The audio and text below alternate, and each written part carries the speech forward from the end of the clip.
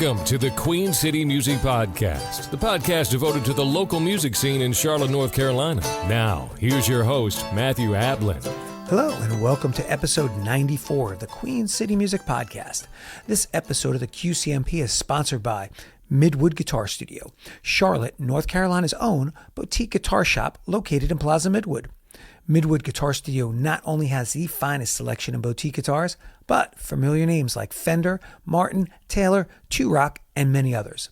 Whether it's a guitar, bass, amp, effects pedal, or a much-needed accessory, the knowledgeable and friendly staff at Midwood Guitar Studio will help guide you in the right direction for your next purchase. And Midwood Guitar Studio also has a luthier on staff for all your repair needs. Visit their website at midwoodguitarstudio.com or stop in to see their unique shop at 1517 Central Avenue, Charlotte, North Carolina. By the way, if you have a business and would like to become a sponsor of the podcast like our friends at Midwood Guitar Studio, drop me a line at qcmusicpodcast@gmail.com and I'll discuss all the information with you. And if you enjoy the podcast, drop by matthewablin.com where you'll find my upcoming performance dates, social media links, original music, and a host of other information. To kick off 2026 and this episode 94 of the QCMP, I'm speaking with members of Charlotte's most notable cover group, Coconut Groove Band. The group formed in the late 90s and have developed a broad repertoire of songs which spans decades as well as genres. The band's deep catalog, along with their dedication to musical excellence, has earned the Coconut Groove Band an impeccable reputation in the Charlotte area, as well as being a top choice for entertainment for corporate events, weddings, festivals, and venues throughout the region.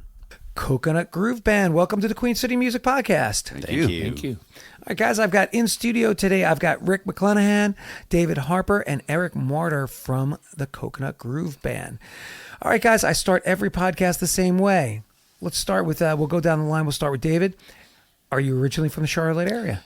No, not originally. And I do not live in Charlotte right now, but Okay. I'm not originally from Charlotte. I'm from Troy, North Carolina. Okay. But I lived here for about 10 years at one time, so I do know the city. Rick? I was a Marine brat, lived in a few different states, but most of my formative years were in Southern California in Orange County. Okay. And I went to college in Indiana and moved back to California where I met my wife of 45 years. Oh, congratulations. And we moved here in 1986, so we lived in Charlotte. I've lived in Charlotte longer than any other place that I've ever lived, so, and it's been a nice run.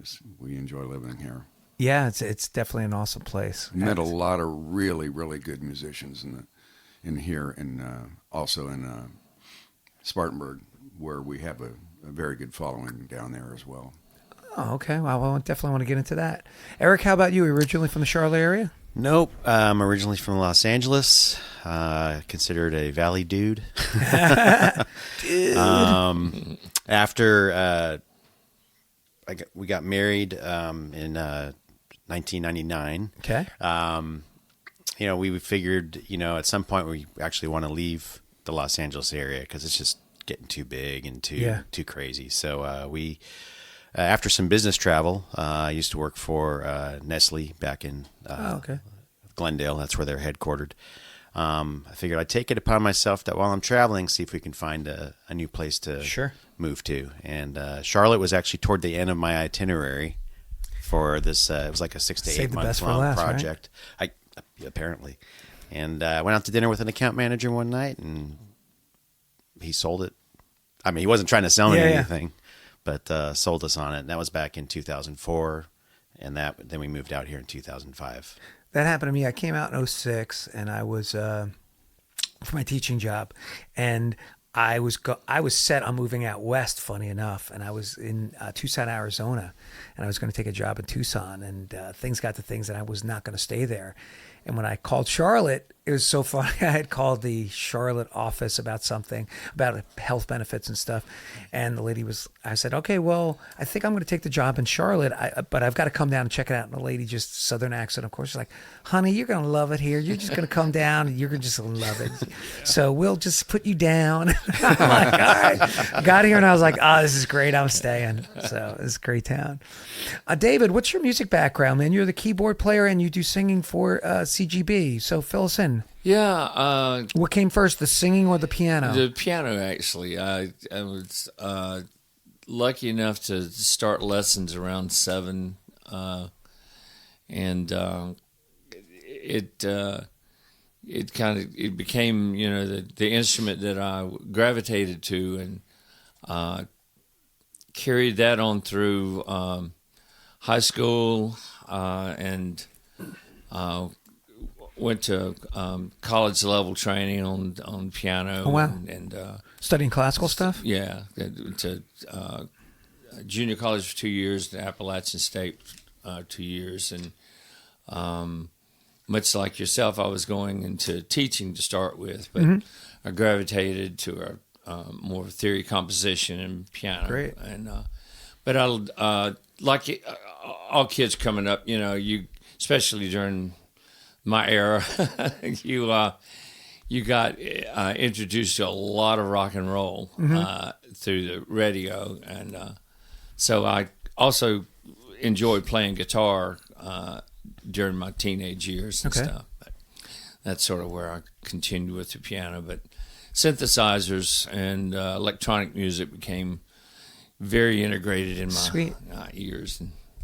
And you just got really into that? Yeah, got really. Do you have any? Did you? How did you? I mean, playing with CGB, of course, but I mean, how did you get into the rock stuff if you were studying classical and were on like a composition track? Was that just kind of the music as you were growing up that kind of sparked your interest? Yeah, it was the sounds of these different recordings I would hear, even on AM radio. I mean, when I was coming up, there was. There wasn't FM to start with where I was, and so there used to be a radio station called Big Waves out of Charlotte, and that was one of the stations that I could pull in, and so I would listen to a lot of the mid '60s bands and hear these sounds, and the way that some of the keyboards were used in those recordings were very basic, but they were very pure in what they did. And, you know, I'm just digging the songs, you know, too. Sure.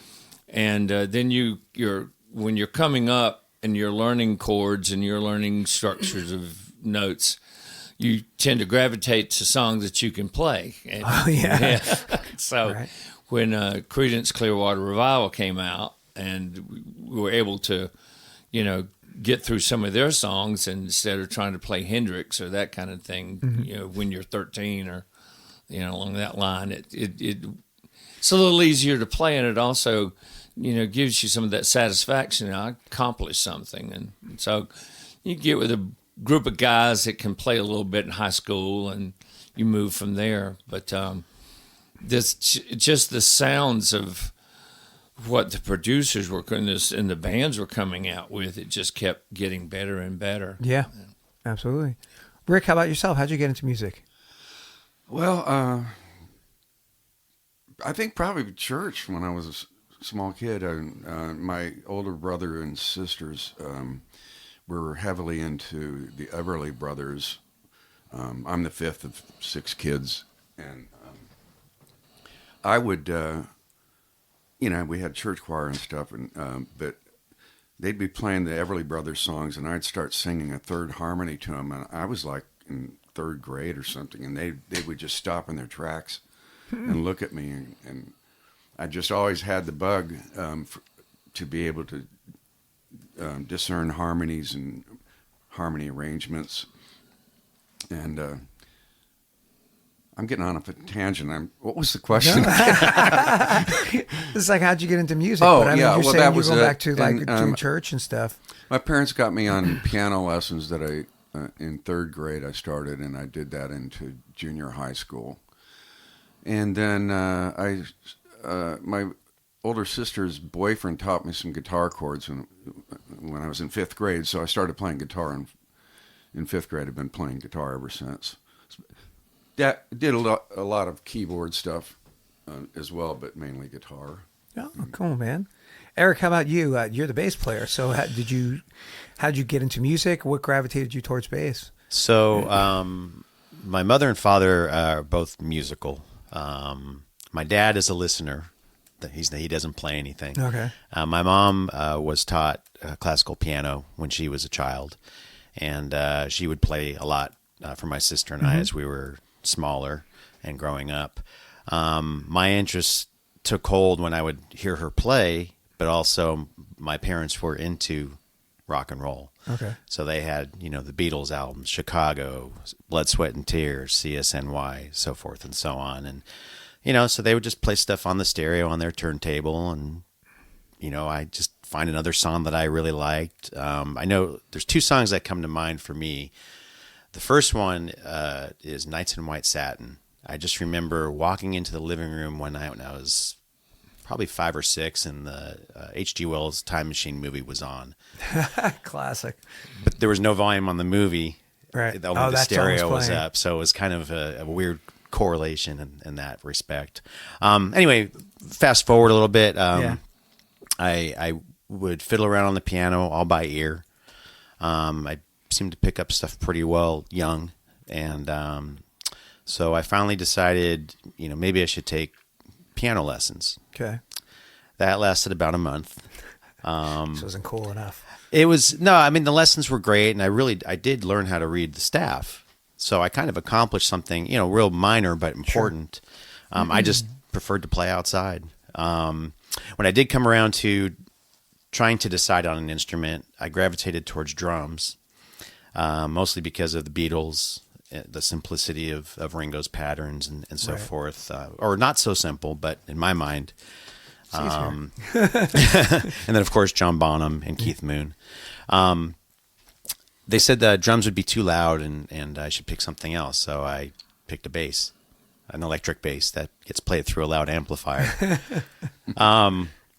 Took lessons for a couple years on that, and kind of faded in and out, in my teenage years. But I finally connected with a couple guys in high school, and we played a few songs: Van Halen, Rush, The Police, the Beatles, Duran Duran, just whatever would catch us at the time.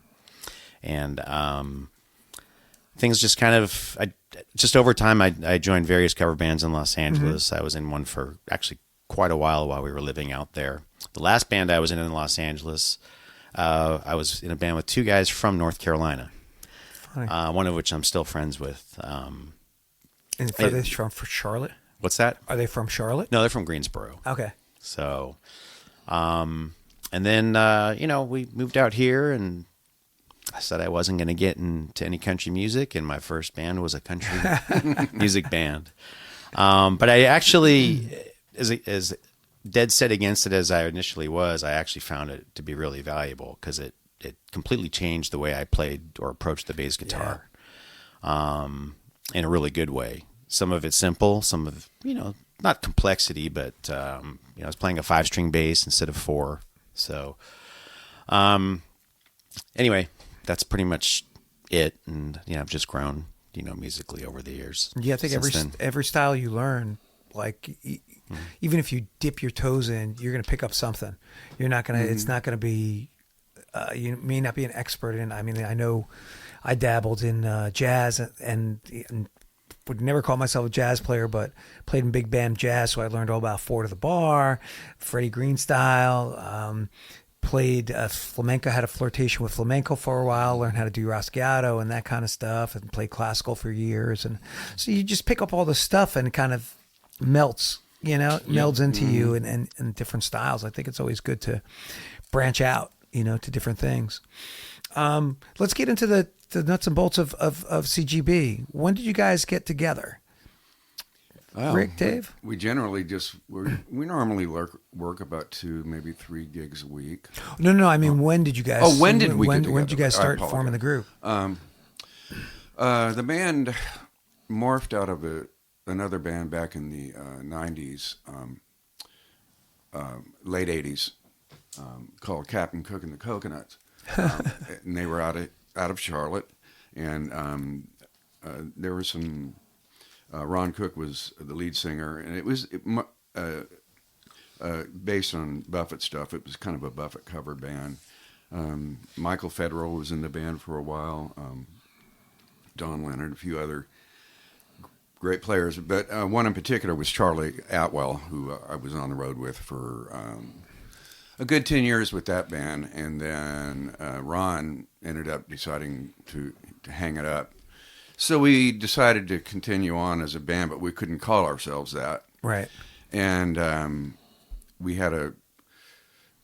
came up with some different names, and the drummer that we had at the time came up with Coconut Groove Band, and I had some other name. I can't even remember what it was, but I got outvoted. So the name stuck. So for all of you people out there wondering, why the hell do you call yourself that? That's how it happened. So when you guys were starting as the Coconut Groove Band, was the intention to continue to be like a Buffett kind of tribute band? Not completely, but we did cover a lot of that material for a while. But we wanted to expand and branch out and do a lot of other music, Little Feat, All My Brothers, Steely Dan, and just expand our capabilities as musicians. Right. And we had some really extraordinary players in the band over the last 26 years. David and I are the only two that have been with it the whole time. Were you guys in the original group together before it was Coconut Groove? David, were you in that group? No? No, I signed on with them in 97 from an audition. And when I was in Virginia Beach living for about 10 years and moved back to North Carolina and was looking for a job, just a sort of a weekend kind of thing. And yeah. That's sort of how I got in. A mutual friend of ours was working at Reliable Music and put a flyer up on the wall, Reliable Music, there it is again, right? Yeah. Mm-hmm. I was playing keyboards in the old band. And then when the changeover happened, we decided I was going to switch over to guitar, and so we needed a keyboard player. So I was in Reliable Music not too long after that, and Rick Lee, who's with Too Much Sylvia, Rick Lee. I asked him, do you know any keyboard players that could do the stuff that I've been doing? And he said, call up David Harper. He just moved back from Virginia. If you can't get along with him, you can't get along with anybody. And so David came in. I met him. He came over to my house, and we sat down on piano and guitar, and we probably sang about 2-3 hours just going over stuff that we were familiar with, and it took off from there. Isn't that the funniest thing about musicians? It's like, and I don't mean this to in any slight, David, but sometimes you'll play with a player who's not as good and is a better person to hang out with than somebody who's this tremendous talent and is just like a pain in the butt that you're like, I can't work with you. Like you just drive me crazy. I've heard that over and over again, even from world famous artists in videos, and they're just like, oh yeah. You will take somebody that's less because you got to be on the tour bus with them for 14 hours a day, and you got to live with these people, Yeah, so much of it, like you say, is about the hang. Yeah, it's you have to live with these individuals, and sure, I mean, just like you said, that there's artists, you can look at Pink Floyd and Fleetwood Mac, all these different major league bands, and it just you don't see how in the world they made it through, but at the same time, on this level, it's more about enjoying what you're doing as much and the people you're with. You got to enjoy it, the music, the what you're doing. I mean, the good thing, I guess, for folks doing the stuff that we do, like locally, being local musicians and playing in cover groups, is that we don't have that like butting heads of like, oh no, this is my song, this is the way it's got to be, this is my arrangement, And I'd like to think at this young age that we're at, that we have enough experience, to be more diplomatic with things. You know, if there's a certain song you don't want to do, if there's certain things that a certain way that you want to do it. Because I have the same conversation with another friend of mine, and again, it's not to slight anybody, but if you look at all these artists that we loved, they got famous really young. And so it's not like you're talking about people who went to college, got educated, learned to deal with a lot of people, had a lot of different adversity. Some of these people, just like, they've been living in a bubble for, 30, 40 years, and they've never really had somebody tell them, no, you can't do that. Yeah. Like, I'm an artist and this is the way it is and that's the way I'm going to do it. And I think a lot of people don't realize you're dealing with people with maybe a high school education, which is not a bad thing. No. But it's just like, you've got a high school education and you've lived in this bubble for, X amount of years. Like, it's a different ball game, when you're like us and you're in the real world and you have to navigate all these other things. So it's a little bit different. So, when you guys started, how do you make selections? How did you guys start figuring out what kind of tunes that you want to do? Was just your favorite stuff? Were there songs that, let's say David wanted to do that Rick didn't want to do? How did that come about? I don't know that we ever really had that many disagreements on songs that we wanted to bring to the table. Maybe occasionally, but we would just throw it out there and give it our best shot. And if it became a thing, it became a thing. Right. And if it didn't, it fell by the wayside. And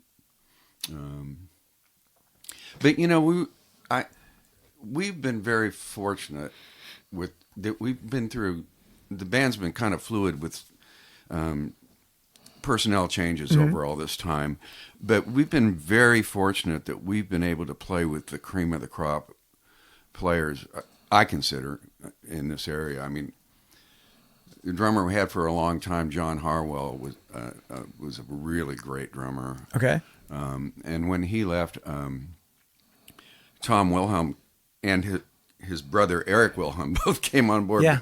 We had to kind of switch. Tom would go out on the road as a drum tech, and Eric would come in and play. So we worked them both in, and they're both extraordinary drummers. And we also, if one of them couldn't make it, we had the choice of, we had other really great drummer friends, Sean Wilkes, sadly, we had Donnie Marshall, and play with occasionally, and Jim Brock. Chris Garges. Chris Garges, sadly, is no longer with us. He was a wonderful person and just an extraordinary drummer. We could throw a song at him. I said, "Hey, can you play Running on Empty by Jackson Browne?" He goes, "I don't know. I've never played it before, but I'll give it a try." And he would just he'd nail it from the very beginning, having never played it.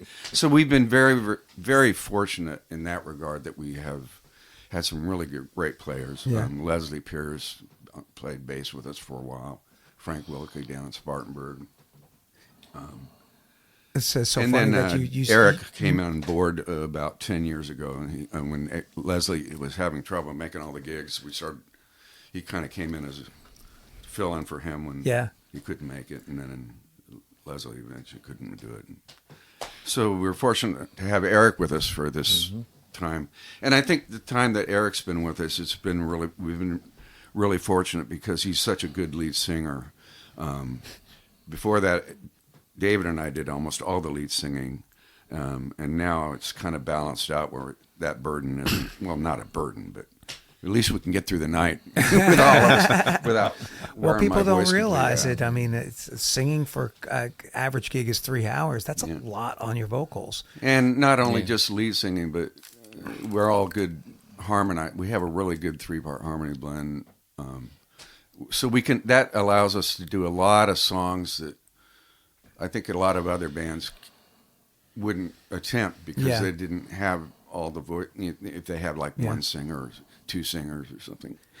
Two things before I jump to the next question. Just I want to talk to Eric about something, but it's funny that you mention all these people because they've fortunately they've all been on the podcast. So I got Chris Garges' story before he wound up passing away. Right. Jim Brock was on the podcast. Not that Jim is still around, of course. Yes.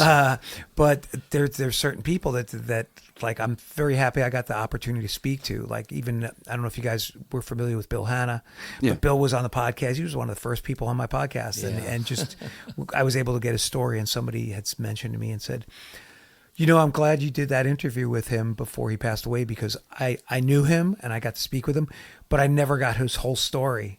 I always get bits and pieces of every story that you talk to him about.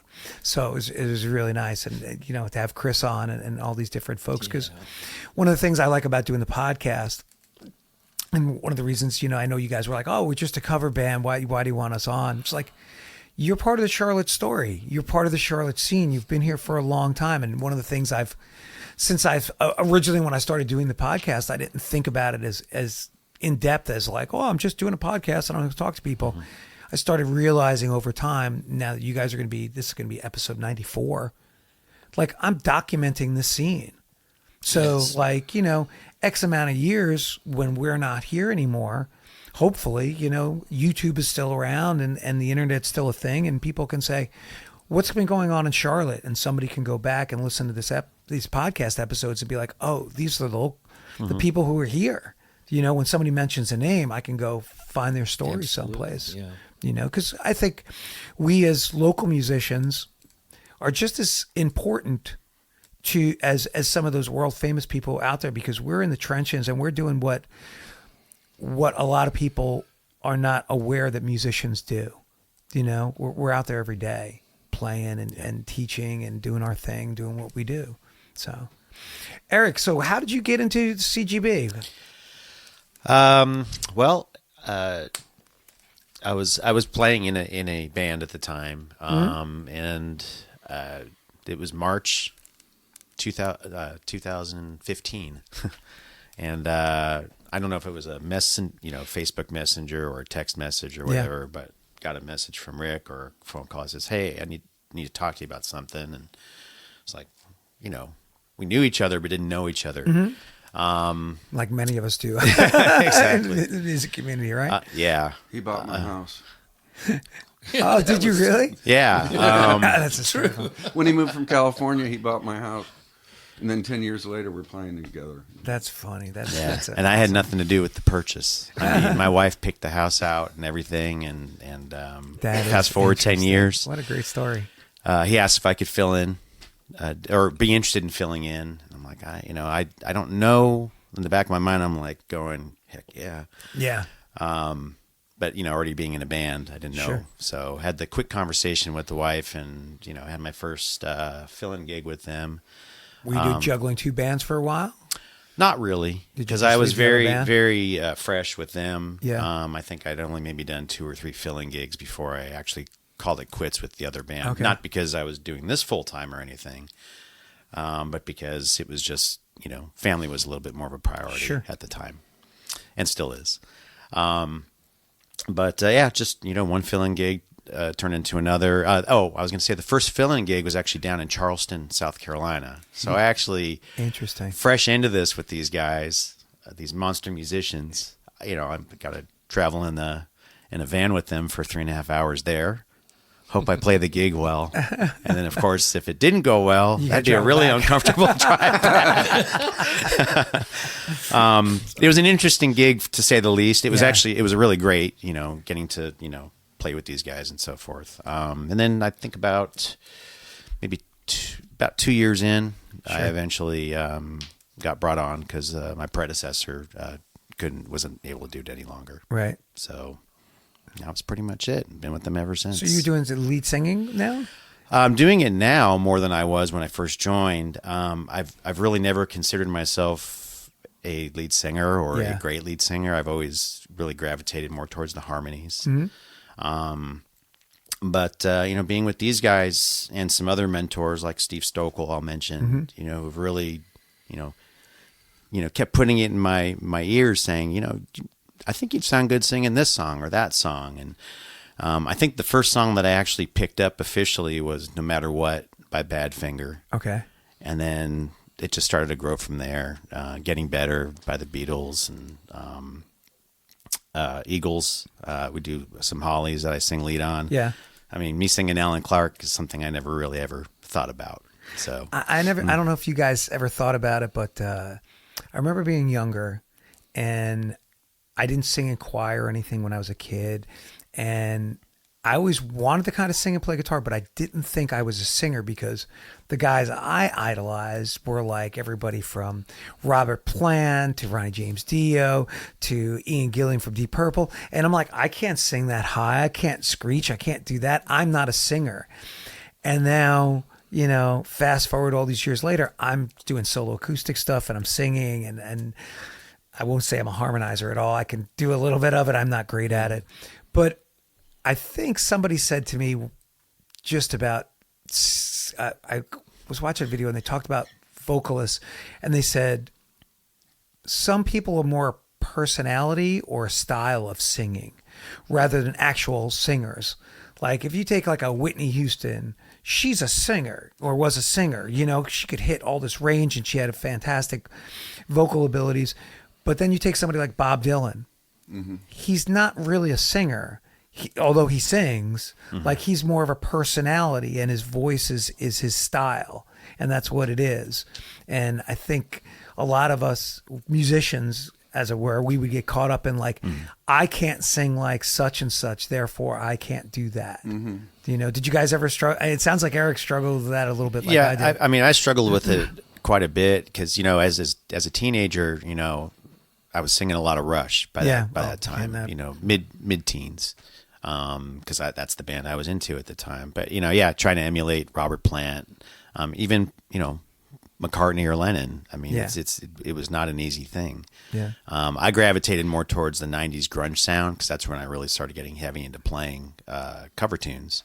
So that was always kind of my forte, so to speak. And but even some of those guys are like... Chris Cornell was a fantastic singer and vocal range. Definitely. All those guys. And even Lane Staley. He was great. Yeah. So, and then Alice in Chains kind of came into the picture for me too. And those harmonies were just. Yeah. I mean, and people don't realize that it's Jerry Cantrell is really singing most of the stuff. I mean, Lane's there, obviously. But.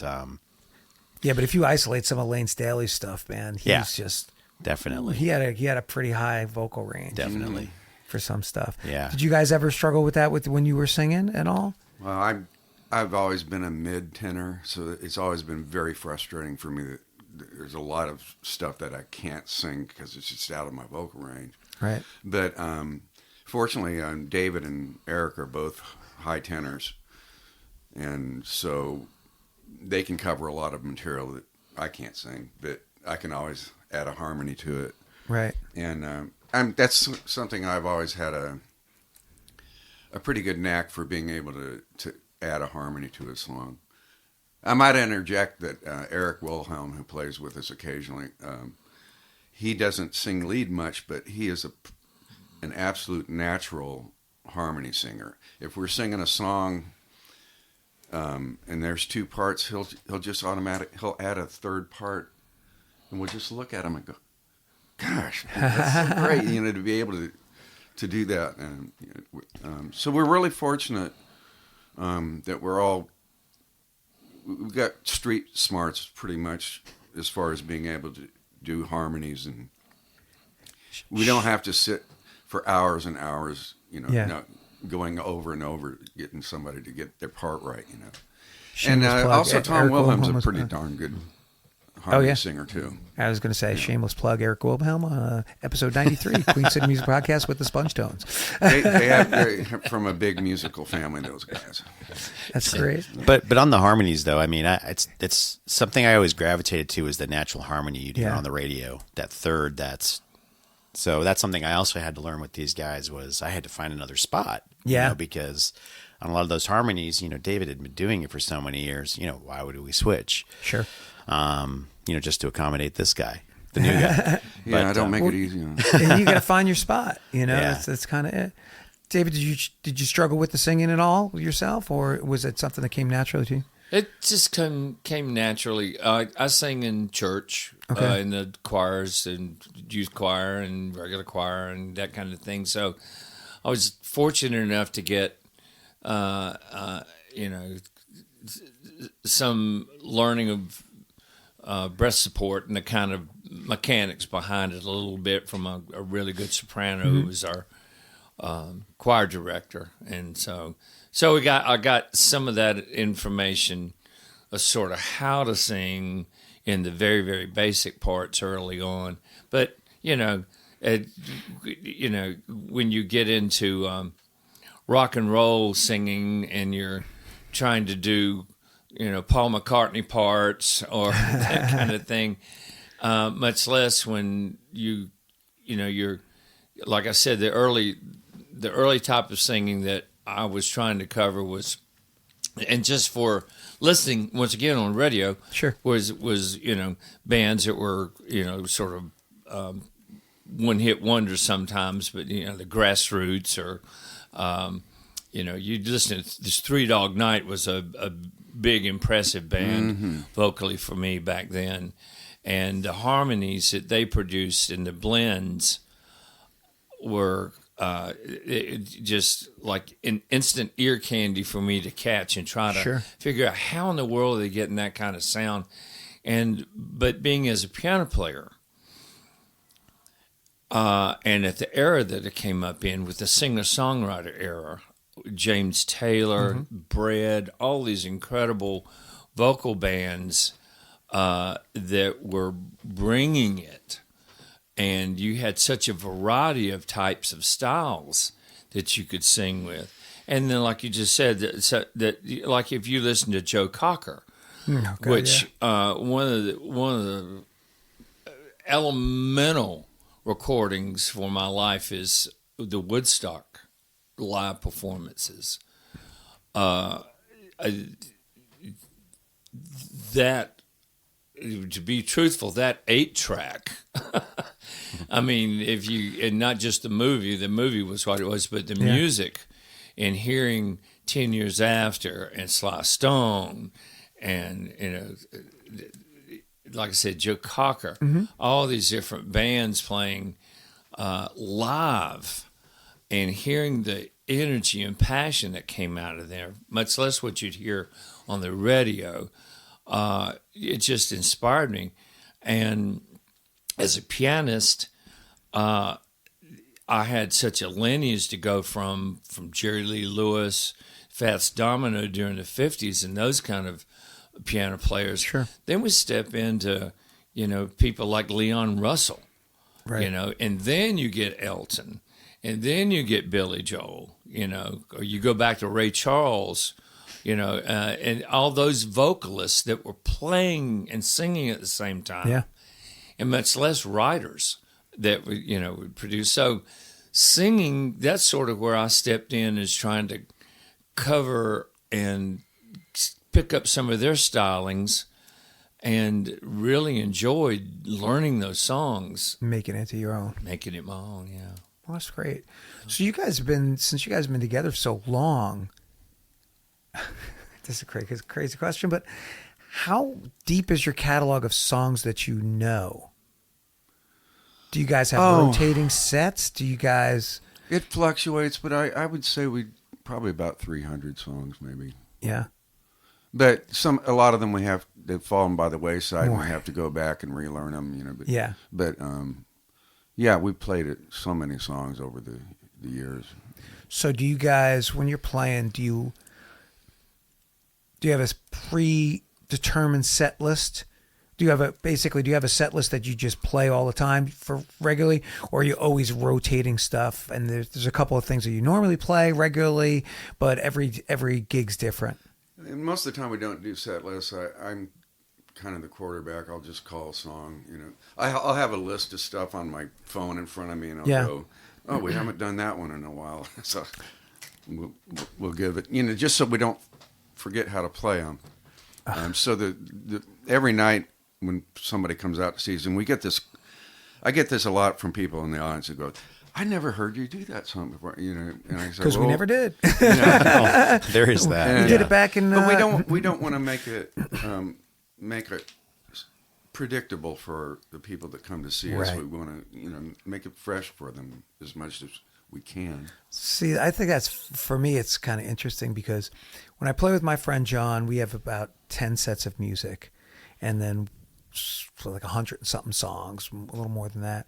And we'll jump around a bit, but we play a lot of the same stuff. That's probably because of me more than anything else, because when I play solo acoustic, I have a predetermined set. I'll add some different stuff here and there, but mostly you're going to hear this and this. And I think you tell me your thoughts on it, but I don't have a crowd that might come see me like you guys might, but I have certain people come to see me and they're always requesting certain songs that I normally play. Mm-hmm. Can you do this? Can you do that? Mm-hmm. And I know I'm going to do it for them. But I always think, I'm playing a different venue. I haven't played this place in a month and a half. There's going to be different people there.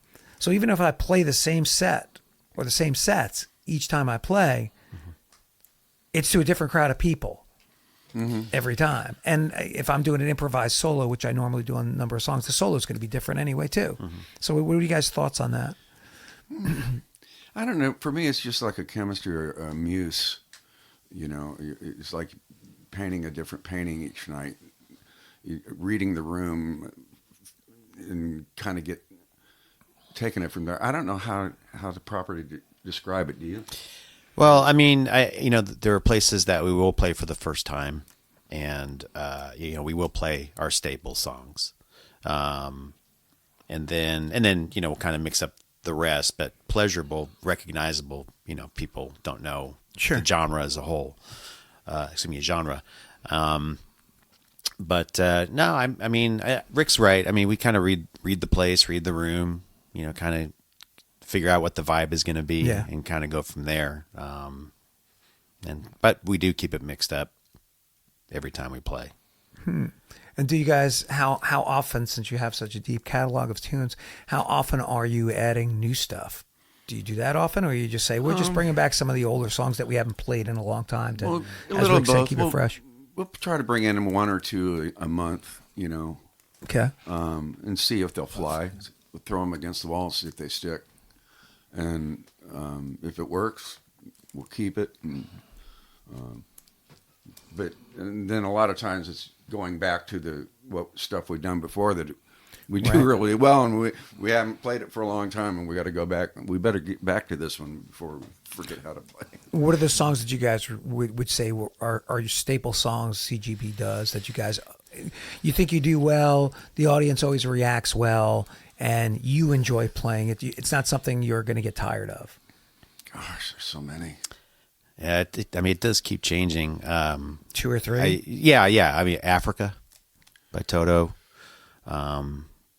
We do really well. Helplessly Hoping by CSN. That's one of my favorite songs of all time. That's an opener, especially something to get our voices warmed up. So we might go with that kind of. Well, I think we do go with that formula actually every night. Is we do play kind of warm up songs to get our vocals nice and primed for the rest of the night. And I switch between acoustic and electric guitar. Some nights we don't want to hurt people too badly at first, so I'll pull out the acoustic and we'll do a lot of acoustic based songs, and we'll still rock it out with them. We'll do stuff like Give It a Little Bit by Supertramp and so forth. And then as it's kind of like a linear curve as the night progresses, and then at some point I'm switched over to electric, and by the end of the night we're doing Rockin' in the Free World by Neil Young. Yeah. So when you guys are picking songs, have there been songs where you guys, somebody brings it up and you try it at a rehearsal and you just go, we don't do this song at well, or I don't think this is our vibe? Has there been any songs like that? Yeah. And you kind of learn you give it a shot, if somebody, that's what's cool is that somebody will bring in a song or reflect to a band. Let's try this particular song from a band, and we'll give it the old college try, so to speak. And sometimes it will appear within our wheelhouse to be able to do. Sure. And sometimes either vocally or it just will be like a song that, it's really hard to, some songs you just can't place in a set. Right. They have to have a certain position within a listing of songs. Yeah. And sometimes those work out and sometimes they don't. But we've always attempted a song that would be brought in or suggested, whether it be a vocal thing or a technical thing. A lot of the Steely Dan stuff can get pretty technical. Yeah, I'd say. But it's, and speaking of which, we're going to be doing a Steely Dan show at Metal C for all you people out there on January 10th. We'll be doing 2 shows with a couple of guests. Awesome. Musicians. This will be dropping the 1st of January. It's always for you fun guys, and challenging to try to do their cool. stuff. Near the start of the year. I think they are their gold standard of excellence. Myself personally, trying to get their techniques and just really great musicians. Really big inspiration to me. Yeah, I think for a studio created band, yeah. there's a lot you could do in the studio, and I don't know if they, in the early days, if they ever struggled to pull that off live. I would be curious, because now, whatever years later, they had the money to pull out, a ton of musicians on stage to pull up what they did in the studio, where I wonder in the earlier days if when they had 5 guys or 4 people on the stage, were they able to struggle, pulling off their tunes the way they wanted to do. Almost like the Beatles in a sense. Like, could we duplicate what we did in the studio out live? I don't think that's possible. Today, you easily probably could with backing tracks and pre-recorded stuff. Yeah. So. Well, we just want to pick. Sometimes we just pick stuff out because we really want to challenge ourselves. Yeah. And not too long ago, I was listening to "Funeral for a Friend," "Love Lies Bleeding," and my wife and I were listening to it in the living room, and I was going, "I bet we could do this song." And I challenged David to do it, and David is such a master at keyboards. He actually pulled all that stuff off, and it was a big challenge. But I think it's been one of the most satisfying pieces of music that we've ever played in the band. And, Is there ever a song that you guys start playing or start learning, let's say, that'd be a better way to put it. Start learning, and all of a sudden when you're learning the song, you maybe had heard the song 1,000,000 times, and all of a sudden you start learning and how to play it, and something clicks, and you're like, I'd never heard that before. Why did I never hear that? Does that ever happen to you guys? Yeah. I mean, back to the song, Yeah. for a Friend. When it gets to the point in the song, I'll call it the third section, where the bass is in. Yeah. And I was comparing it with the sheet music, and I was going, this is actually really simplistic. Yeah. Because his bass player was, kind of like really beyond that in his technique. So, but yeah. I never realized that. Yeah. And this, of course, any Beatles tune, if I'm trying to figure it, like I remember when I was learning Getting Better. Yeah. And Steve Stokely even told me, because they said, well, we think you can sing this. I say, I don't know if I can sing and play that at the same time. So Steve actually said, learn the bass line, the singing will come naturally. And he was right. So, just back to that whole thing about Coming keeping out it. with stuff. Yeah. Because I remember I was teaching guitar years ago, and I must have heard "Sunshine of Your Love" 1,000,000,000 times.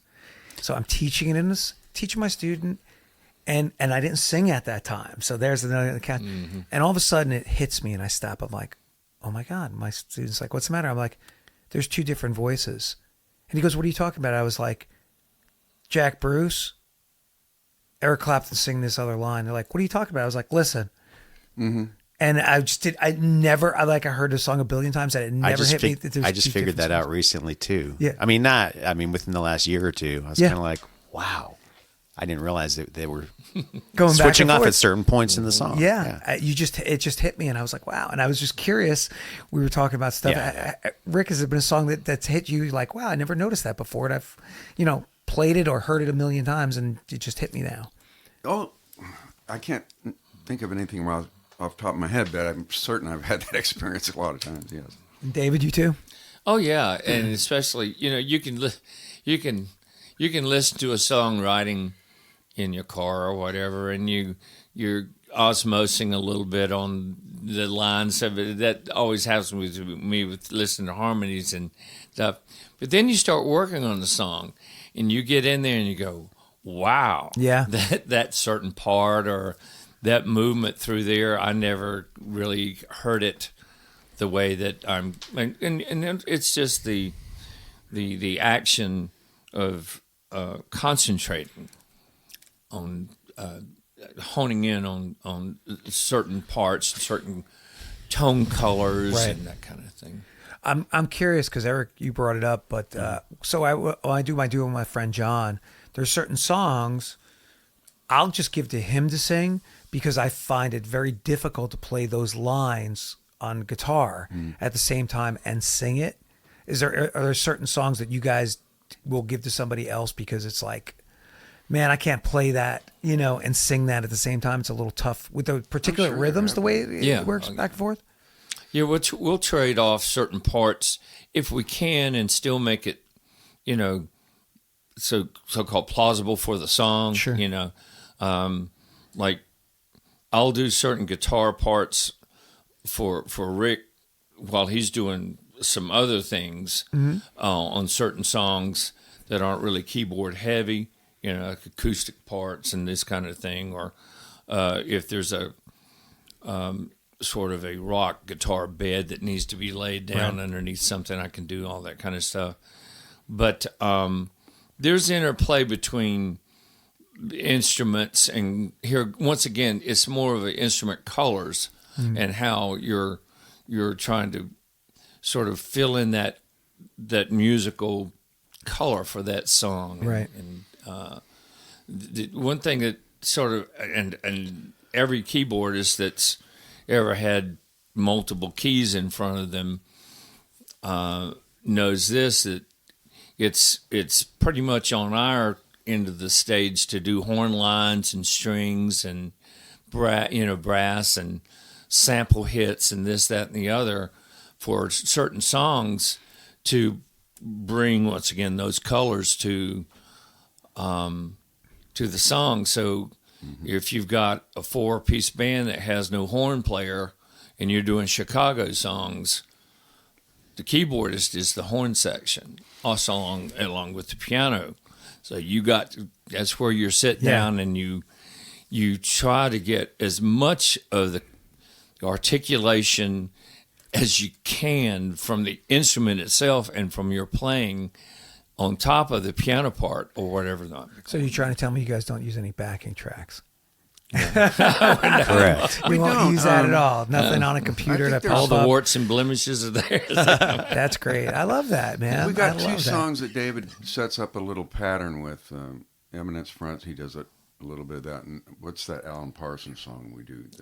Serious. Eye in the Sky. Yeah. How are you? But looping other than them that, as no, Eminence we don't Front? do You any. just looping it. I've got just some pattern sequences that are just doing a repetitive thing, and it's always a timing thing you have to watch with that. Oh yeah. And once again, it's color. Sure. I don't let the pattern run all the way through. It's enough of something to get it set up, because most of the time the tempos will shift, and when you've got a sequential part that is just locked in completely with a metronomic tempo, it's a... Well, funny enough, I think the audience's ear sometimes will just even if you might not play that part or something, the audience's ear will automatically fill it if they're familiar with stuff. They're like, "Oh, that was great," and you're like, "Oh, I didn't do that." Or even if you put it in a different way, it's not horns, it's a keyboard or the guitar playing a certain line. It fills it in, and you automatically are so used to hearing a song a certain way. We're so fortunate to have David because he plays all the keyboard parts equally well as piano, organ, synths. I've often said he's 4 of the best musicians in this band. I mean, we couldn't accomplish or do what we do without David's classic. talents. I mean, it's just, and on top of that, he's our sound man.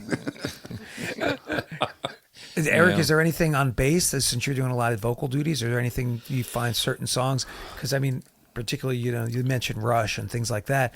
Man, that's some of those bass lines and John Entwistle. That's some busy stuff to play while you're singing. Is that? Yeah, is it it's I mean, I know that we've discussed doing certain songs, but and I can't remember what they are specifically. Yeah. But it's like if I can't sing and play, I can't do the song. Yeah. I can't even. There aren't even certain parts I could fake, especially if it's a signature riff that might be going against what I'm singing. Yeah. But so to answer your question, a short answer is yeah. I mean, I can sing and play bass. I've been fortunate enough to where I've been able to lock my brain in similar to a drummer or a keyboard. Well, really anybody. I mean, it's just.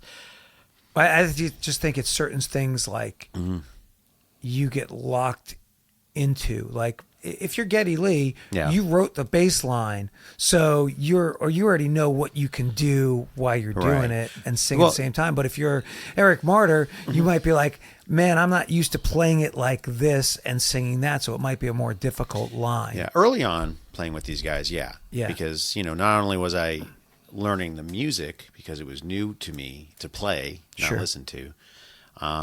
It would take me some time to lock in some of those riffs or lines, and sing at the same time in order for it to sound the right way, which is what we strive to do. Sure. I mean, we are a cover band.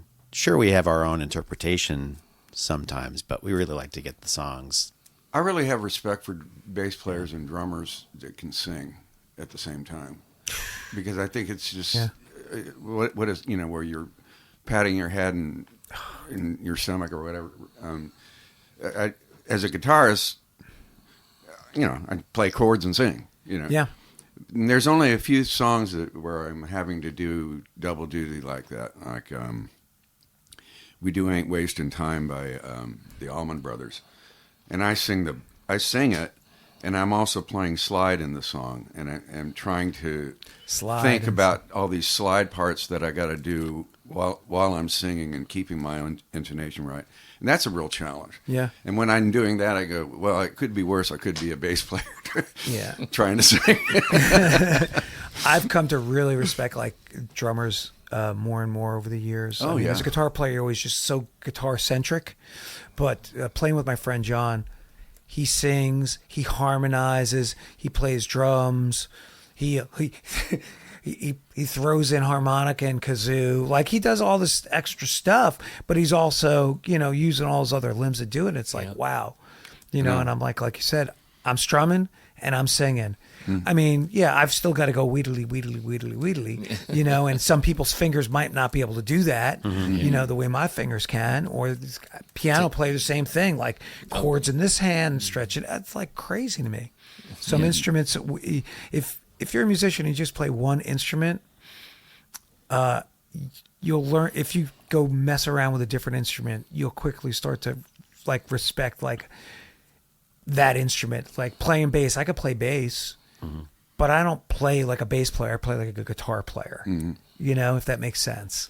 So, I envy some bassists who are guitar players as well, because some of those guys can play it way better than I can, especially, for soloing and noodling and stuff like that. I'll watch some guitar players on bass going, oh, maybe I should have picked up guitar first. So I'm curious, I want to change tracks a little bit. You guys have been playing in a band for a long time, or bands, and playing electric. Have you guys had any hearing loss in anything? Because I know one of the things for me, I've been really fortunate. When I was younger, I played in rock bands, or played in groups, I should say. I wasn't out gigging in the bands, and we'd do in studios, and I'd blast the amps. And then I got into classical guitar, and for X amount of years, man, I just had an acoustic guitar, and it was just my ear. And even when I moved to Charlotte and I started gigging a lot more, it was all acoustic-based stuff. And we had PA and stuff, but it wasn't anything overwhelming. So I'm curious, have you guys had any issues with hearing loss playing in bands for so long and loud music? My upper mids are very challenged. Yeah. David, how about you? Oh, sure. Yeah. It all depends on intensity of the stage levels and that kind of thing. And, you have to try to be smart about what you can do with amp placement and that kind of thing. And I'm finding that stages that have a smaller platform to play on with the full band is a bit more challenging because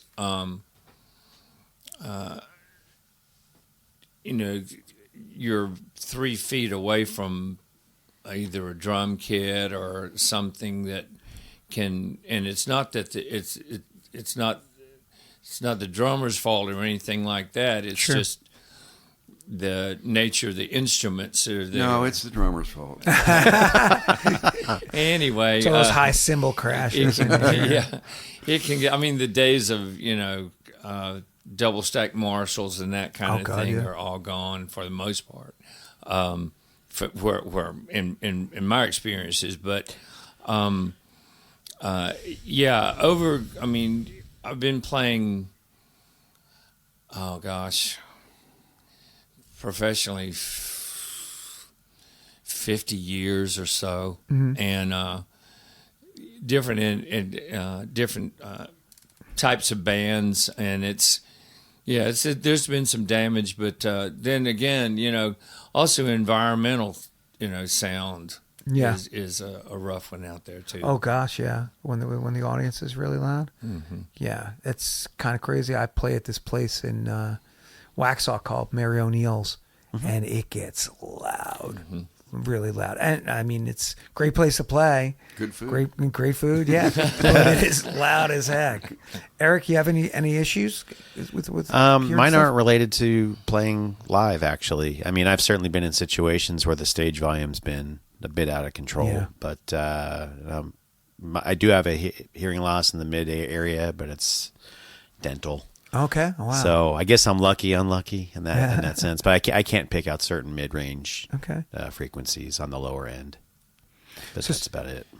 I'm just curious. It's something that just struck me as we were talking. I was like, I wonder, because I don't play in a full band. Yeah. And when I do, it's generally smaller. It's like a small trio, and we're not really playing with a drummer, and we're not cranking up the volume. It's smaller venues, and as much as I try, try to keep the stage level volume down, but the monitors will be pushing the sound more than I will. When we first moved here, I worked for a number of years as a carpenter, and I maintain that most of my hearing problems were a result of that more than music. Oh, it's power tools. And I was this saw man, and I was in my 30s, and I was indestructible, and I didn't use any kind of protection. So I did it to myself. So I developed tinnitus from that.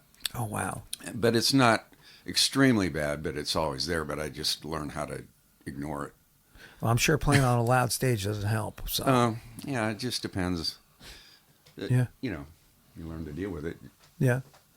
Now, you guys are playing, you play a lot locally. How far out do you guys stretch to do gigs?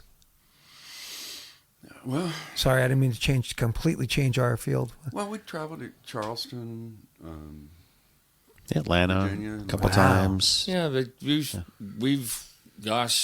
been up to New York City. We played Baltimore, flown out to Texas. Houston. It all depended on. I would say in general that we traveled 3 to 4 state span for the most part. Virginia, North South Carolina, Georgia and Florida. Those for I don't mean to dip in, but is it so corporate gigs where they're paying pretty good? Because just the travel. Yeah. It's not like, I can go play in town, and I can make $200 for the night and I'm good. All of a sudden now I got to travel to New York and I'm going to go play for $200, and you know what I mean? Oh yeah. It's got to be a lot more. Oh, it's got to be. Yeah, got to be. Any kind of work like that is East Coast Entertainment gets for us. Yeah. Weddings, corporate work, and so forth. And they make it worth our while because you're basically doing 2 days worth of work with travel and all the stuff that you got to go through. So you guys we do probably just as much or more of our work locally, and that's fine too. You just are you guys with East Coast for primarily like corporate style gigs? And then do you book your own stuff locally, or was East Coast booking you for local stuff too? Well, a little of both, but most of the stuff that they provide us with are usually weddings, sometimes private parties, some corporate work. Okay. And then we just try to fill in the gaps that they aren't able to get us anything, so we can just keep our chops up. Yeah. And we have a few places around town that we fortunately get to go play at, and have a lot of good friends that come and see us, and we made a lot of really good friends over the decades from the places that we played locally. Yeah, the first time I got to see you guys, oh my God, it had to be, I was in 06, at least by 2007 or 2008. I forget the name of the bar. It was like a Boston Red Sox style bar. Beantown. Probably. Yeah, Beantown, Beantown, exactly. yeah. Yeah.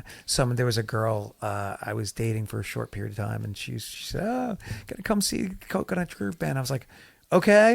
And I was like, "What do they do?" She's like, "Oh, all just classic different stuff." And I was like, "Okay." Sit down, hung out, had a great time. Good. I don't think Eric was in the band at that point with you guys yet. So, but I haven't seen you guys in a long time, just because now I'm so busy on the the weekends too, like you guys are. It's like Good. you don't Good get to for you. see anybody. It's a good Yeah. problem to have. Curious, just talk about playing a lot. How many gigs you guys average in a year?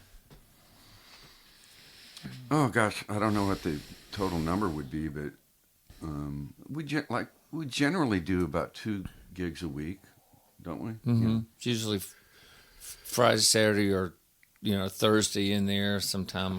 Got to Yeah. do the math. I'm the one Wednesday. that writes the checks, so I got to do the math. But some weeks we'll have off, very few and far between. Some weeks we'll play Wednesday, Thursday, Friday, Saturday. I've just lately because of tax reasons, I track everything. Yeah. And I'm like, wow, I'm on par to play whatever. I think this year I'm going to be doing 100 gigs or something. And I know to some people that's not a lot, because I know people who play a heck of a lot more than I do. Mm-hmm. But I'm like, wow, I'm always curious as like how much other musicians are playing around town. I think 100 for us sounds probably pretty close. Yeah. Just to keep that 2 gig a week average going. Yeah, it's there's a lot. Yeah. I mean, and even 2 gigs a week. If you were talking about family being important, it's like, man, I'm not here on the weekends because I got this to do and I'm doing this. So there's a lot. Yeah. People don't realize like the toll as a musician, it takes on your personal life per se. It's not all just about playing. You know what I mean?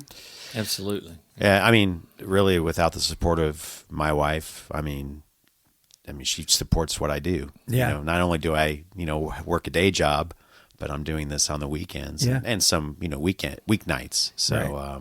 She's been very supportive. So Yeah, I mean that's most of us. We have some kind of day gig hustle, and then our evening hustle of playing and performing, and doing it that way. Just change things up a bit. You guys are as the Coconut Groove Band, but I've noticed, and I don't know how long you guys have been doing it, but you guys are breaking down into smaller modules. Like there's a couple places you've been doing duos or trios. Oh yeah. Do you guys I'll have do you a been doing that duo. for a long time, or? I'll do a duo with David one night, or I'll do one with Eric. And How long have you guys been doing the modular thing, or has it always been a thing? oh, it's always been like that. Yeah, just as it. But the band is always taking precedence. Sometimes I'll get offered a duo job on a weekend, and I'll just say, well,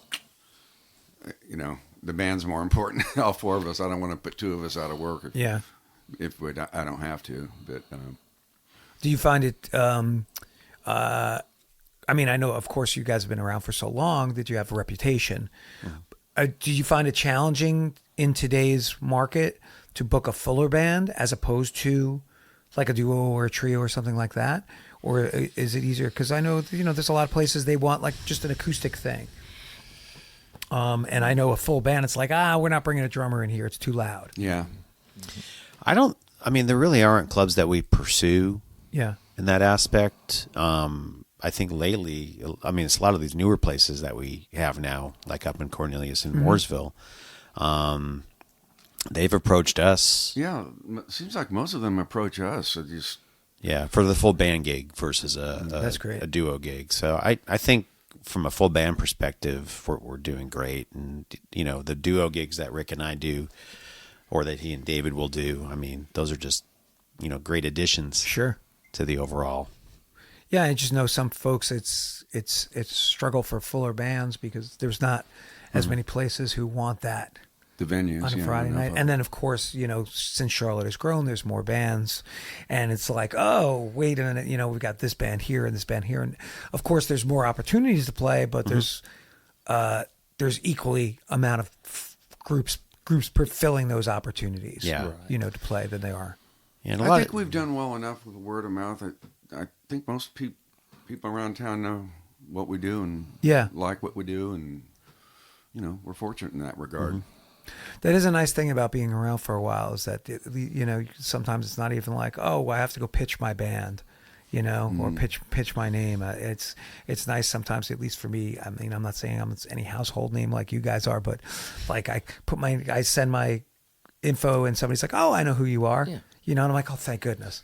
You know, maybe I don't have to work that hard. That's a good feeling. You know, like I remember talking to this one brewery and they said, no, we're not doing live music. And I said, oh, okay. They're like, well, what's your name? And I told them, she's like, I've heard of you. And I'm like, thanks. That makes me feel good. You know, if you do any music, let me know. Yeah. So that's pretty awesome. How are you guys handling, change things up, start getting into other little aspects of things. How are you handling the business aspect of things? Let's say social media. Who's handling social media for you guys? Or do you guys even worry about that much these days? Well, we do Facebook page that Eric pretty much takes care of most of the time. He and David's lady, Lisa Duffy. I don't do that much with it, but I do take care of our website, cgb1.com, and try to keep it updated as far as our schedule, and has all the information you need, a lot of pictures of us, some videos, song list, and so forth. Is there a platform that besides the website? Because I'm definitely up on the website. Yeah, so there's the website, Facebook, as you said. I just finally got us on Instagram. Still finding it a little challenging to figure out how to use it. I love Instagram. Especially what's that? I love Instagram.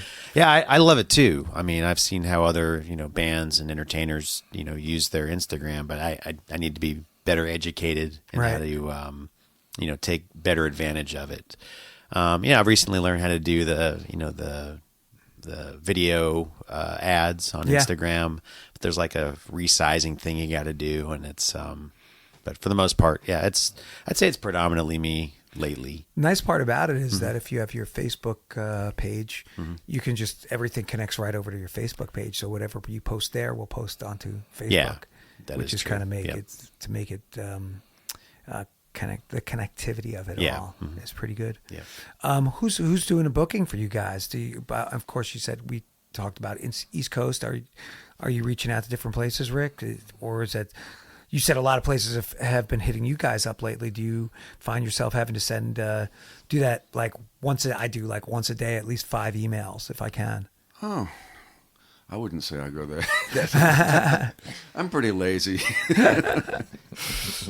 I have that fear thing going on. Like if I don't send it, nobody's going to call me. So like I've got to kind of be proactive about it. You know? So. I wish I were that disciplined. But it's not. No. You just kind of hitting up different places. Like go with the flow. Are you guys looking for new places to play all the time? Or it's like, because I always know there's different breweries or restaurants or things that pop up. Are you looking for them? Hey, there's a new place. Let's send our stuff over there and talk to them. A lot of times Eric will make a call to somebody but like I said, it's just kind of weird. I guess we're just fortunate that if there's a music venue and they've heard of us, they'll contact us. Right. But I don't want to go out begging. Right. It's you either like us or you don't like us, and that's cool. So I haven't played in Charlotte for so long, and I'm not expecting you to name a place. Is there a place after all these years that you have never played that you're like, how come I can't get a gig there? Or is it that's not a thing for you guys? Well, we never got a chance to play the Double Door, and so many of our friends played there, and we loved that place. But I could never get anybody interested in it. Interesting. Which that kind of bummed me out because I really liked that place a lot. Right. It was a really good bar.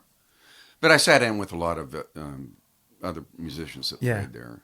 And that's where I got to meet a lot of the people that we, our circle of friends that we have now. Particularly, and I should also interject this, that there was another guitarist in our band for a number of years, Charlie Atwell, and he played there at that place a lot. Double Door. Sadly, he's no longer with us.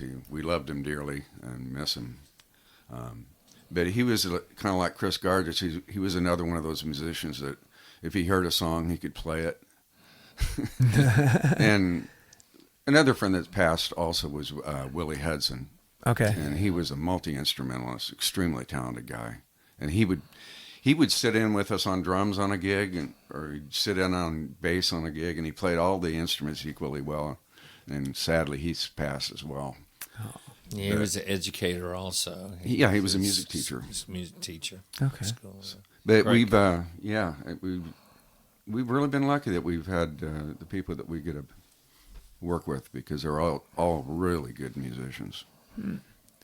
Oh, one of the things I want to ask you guys about, I almost forgot. So you're doing a full band. Are you guys bringing a sound guy with you for things, or are you guys operate? David Harp. It's David, okay. All right. Yeah. That's why we Got call him soundboard. Super Dave Harp. He's got 5 different jobs on the tape. But no cape. He's also our light No man. cowl. Yeah. Oh, he does lights also. Oh my Stomp gosh. a box and fix some color happen on the stage. That's great. And he cooks up some omelets at the back. Yeah. Got a That's hot plate fantastic. behind me. So. Very cool, man. Hey guys, did we hit on everything? Is there anything else you want to talk about with the Coconut Groove Band? I just want to say thank you so much to the people that come and support us and have for years. There are a million things that anybody can do with their time of the day, much less the night. And for folks to come out, one, to support music, live music, whoever, if they're just, whatever, it's just to support live music is a beautiful thing all the way around.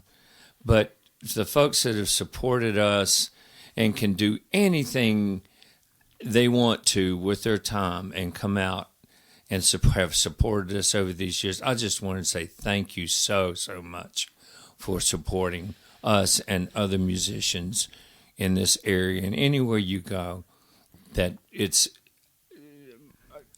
beyond appreciated. Yeah, really. Yeah, is. I mean, we're so lucky with all the people in the Charlotte area that come out, but we also need to give an honorable mention to our friends down in Spartanburg, South Carolina. Absolutely. Because when we were first forming, we were playing at Captain Tony's down there, and we couldn't get arrested. And he kept us working every weekend for the longest time. We built up a really nice following of friends to this day. We played at some of their weddings, their kids' weddings, and we're just wonderful people down there. And if anybody's down that way, you can usually see us at the Peddler Steakhouse. That's awesome. Just building up a following. So you guys generally have a crowd come around whenever you're playing? We pack that place every time we play in Spartanburg. But we always get really good turnouts when places that we play here too. So we're very fortunate. We never take it for granted. Well, Yeah. that's a testament to you guys and your abilities and your performing and playing and the quality that you guys put out, that you've been around for so long on the scene. So. Well, if we can just keep getting along with each other for the next few more years. Back to the hang. That's what it's always about. Yep. All right, cool, guys. Well, we'll start wrapping some stuff up. How do we get in touch with the Coconut Groove Band? Can we put it all in one place for me? How do we? I know you dropped the website. Eric dropped the Instagram. How do we get in touch with you guys?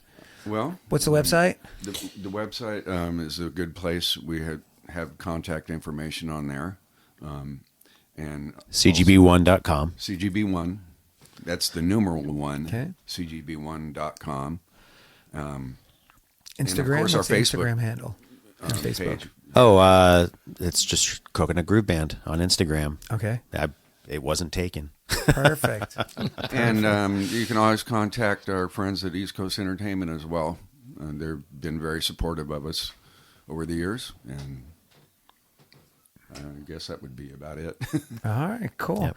Well, fellas, I want to thank you for coming on today, sharing your story and telling us all about the Coconut Groove Band, man. Thank It's you. been a pleasure. Yes. Thank you. Yes, Thanks, thank guys. you. Much success to you. All Thank you. right. See you, fellas. Thanks for listening to episode 94 of the Queen City Music Podcast, and I hope you'll go back and check out past episodes. And if you've enjoyed the podcast, please share it with your friends. Also, if you have an idea for an episode and would like to be a guest on the QCMP, reach out to me at qcmusicpodcast@gmail.com. Also, be sure to check out our local partners, Records on the Wall at rexonthewall.com, Charlotte New Music at charlottenewmusic.org, and Blacker the Berry Lemonade at btblemonade.com, and our newest partner, The Evening Muse at eveningmuse.com. If you'd also like to become a local partner yourself, touch base with me at, you guessed it, qcmusicpodcast@gmail.com. Until next month, Happy New Year, and get out there to support the local music scene by hearing some of the talented artists who call our city home.